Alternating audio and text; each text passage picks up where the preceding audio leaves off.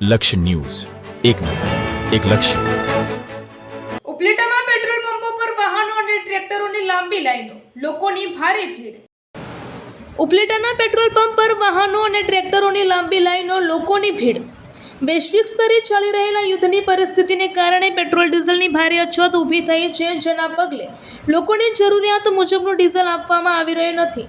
Diesel ન મળવાને કારણે સ્થાનિક વાહન ચાલકો અને ખેડૂતો ભારે હેરાન પરેશાન થઈ રહ્યા છે.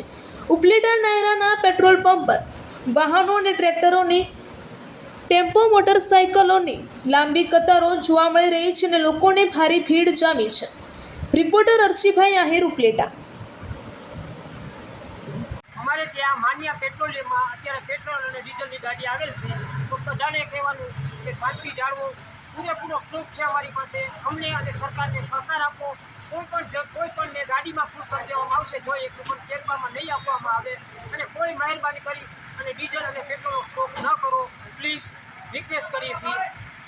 આ પેટ્રોલ અને ડીઝલનો કોઈ અછત નથી. શાંતિ જાળવો, બધાને થઈ જશે ધીરે.